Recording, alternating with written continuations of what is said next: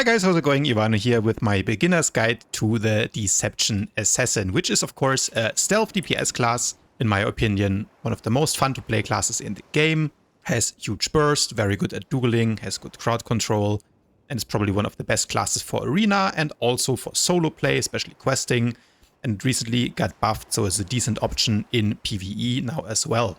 So first of all, you want to get your gear, and that means if you want to play PvP, you can get some of these Thursian pieces, 336. That is enough for PvP. But if you also want to do some PvE, I would recommend you get one of those modded gear sets and put some 340 mods in there. Or, of course, the best in slot gear for PvE is currently the Rakata set that goes up to 344. I have a whole other gearing guide that I will link in the description below, which explains all the details on how to farm them the most efficient. So if you don't have gear yet, check that one out first. For legendary implants in PvE, I recommend that you simply run Dynamic Force and Force Training. Those are really nice legendary implants that simply buff your DPS, but they don't have any crazy procs or effects that you need to monitor, so you simply slap them on, level them up again to 336 for PvP and to 340 if you want to do PvE, and then you can kind of forget about them. If you want to play PvP, I recommend that you replace Dynamic Force with Shadowcraft, which gives you a really nice 6-second burst window with 100% critical chance. This one doesn't work on operation bosses, unfortunately, so I can use it for questing, dailies, heroics, that kind of stuff, but not for raids. And then for your tactical, again, it's a similar thing like with the legendary implants. The Awakened Flame simply gives you a little dot after you use your ball lightning, so again, it's free damage, and this one actually adds up to like 7 to 8% more DPS, so it is the best in PvE.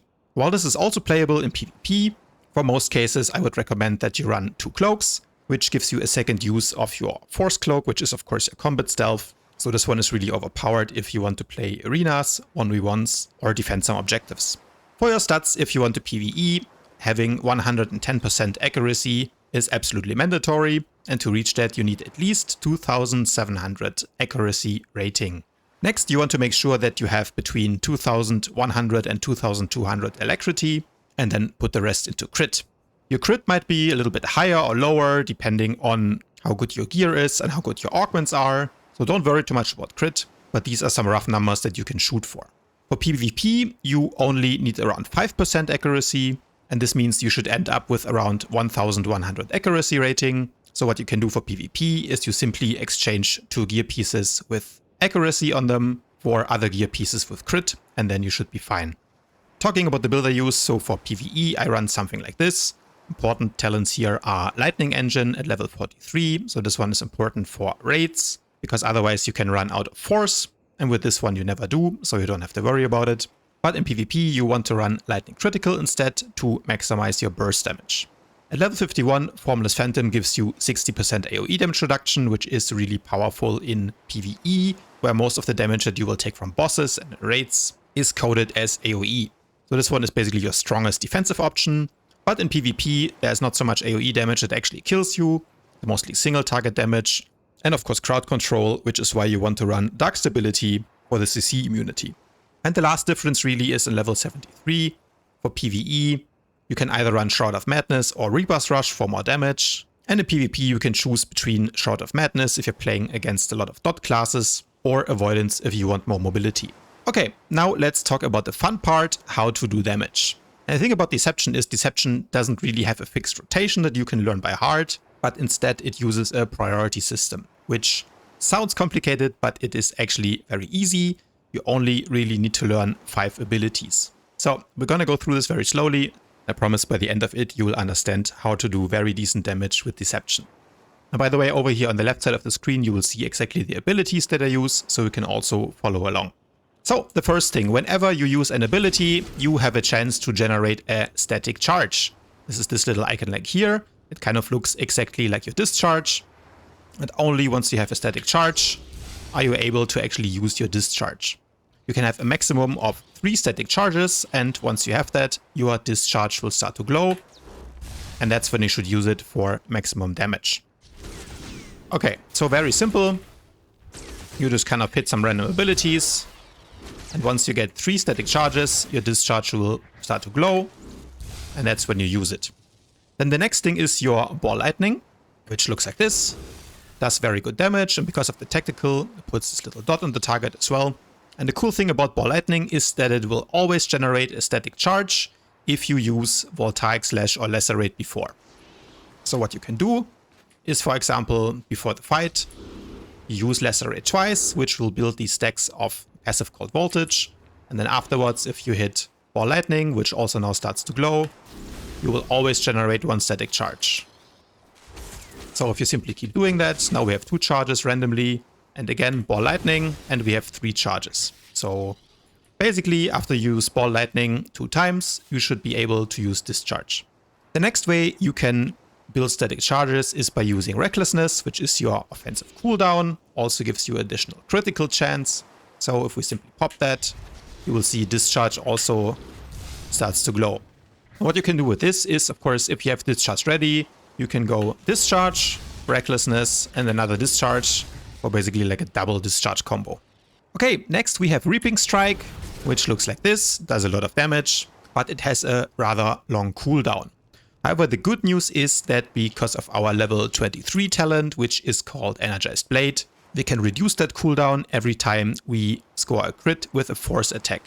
And our force attacks are, of course, Ball Lightning and Discharge. So, kind of how the rotation works is you want to use Reaping Strike, and then as we use Ball Lightning and Discharge once it glows, you will see that the cooldown of Reaping Strike gets reduced, so we can use it more often. But only when you crit. So it doesn't always happen, which again is why Deception doesn't have a fixed rotation.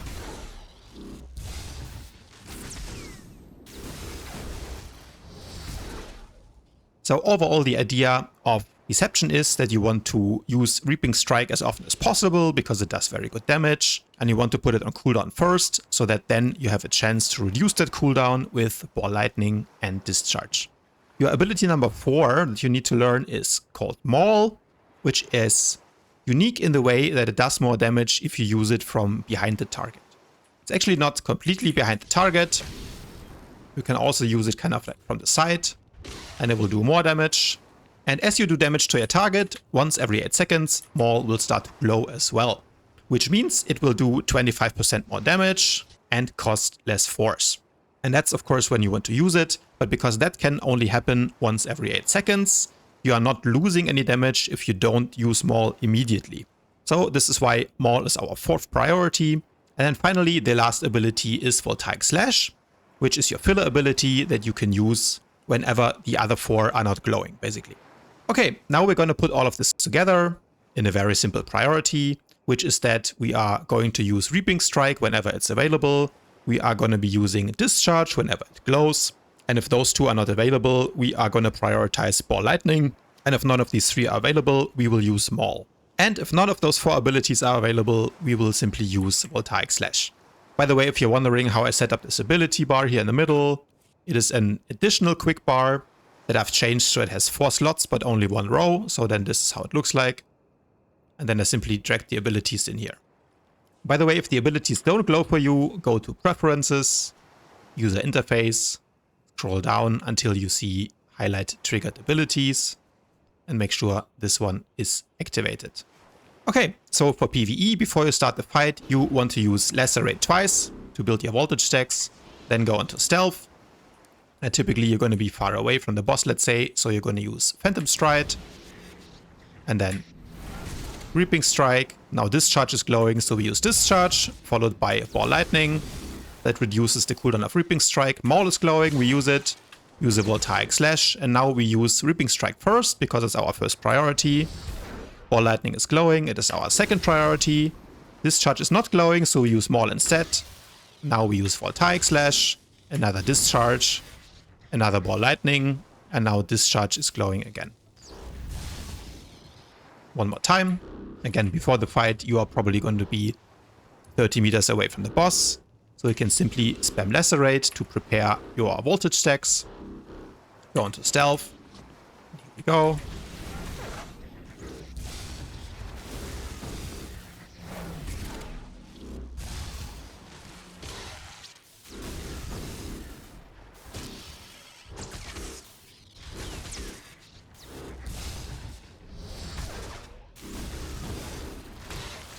So basically I'm just hitting whatever buttons are glowing. You can follow along on the left here. And with this very simple rotation, you're already doing over 30,000 DPS. And we're not really doing anything fancy. Okay, so now we're switching to our PvP build. Again, we're going to be using Shadowcraft instead of Dynamic Force. Now, PvP is a lot more dynamic than PvE because your opponents will use defensive cooldowns, crowd control, and all of that good stuff to make your life really hard. But the way you do damage still follows the same priorities as we discussed earlier. But one thing that's different for PvP is your opener, so how you want to start a fight. Because for PvP, we are using the Shadowcraft legendary implant, which gives us 6 seconds of 100% critical hit chance after using Phantom Stride from Stealth. So in PvP, it is most important when you play Assassin to keep your enemy CC locked so that they are unable to use any defensive cooldowns that might ruin your burst.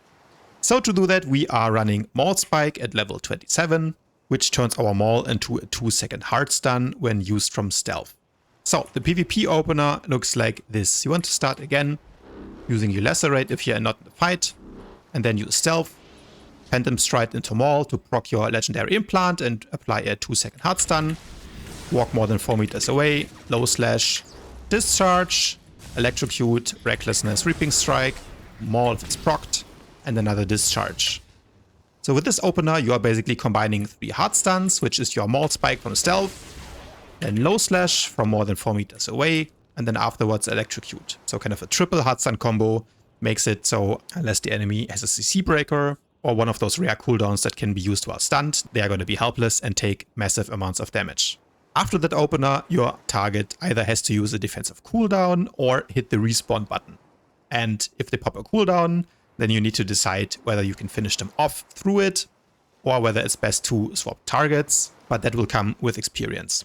Also, as a general note, Deception does best in small-scale fights, so maybe like a duel or even a 2v2.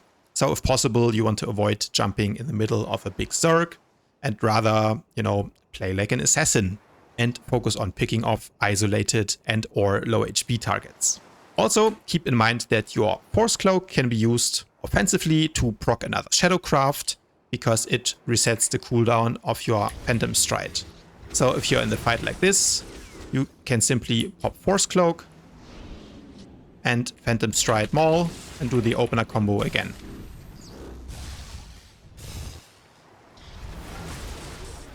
And because we are running the 2 Cloaks tactical, you can use this combo twice.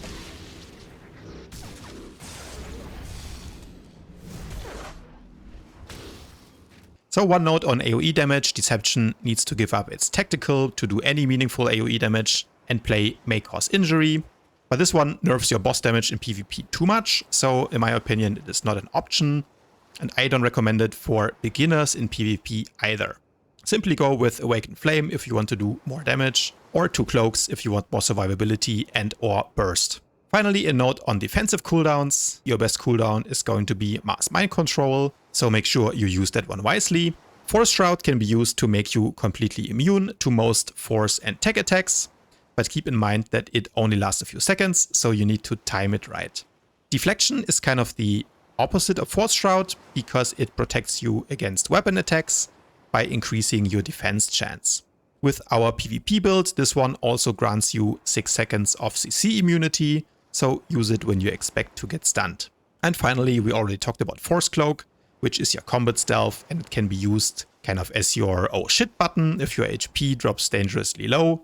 If you have any dots on you in PvP, make sure that you are running Shroud of Madness before using stealth, although Force Shroud before Force Cloak also works. That's all I have for today, guys. Hopefully this guide was helpful. Let me know in the comments what you thought about it and if you want more guides like this one. And as always, if you enjoyed this video, please remember to leave it a thumbs up, subscribe to my channel, and I'll see you guys tomorrow.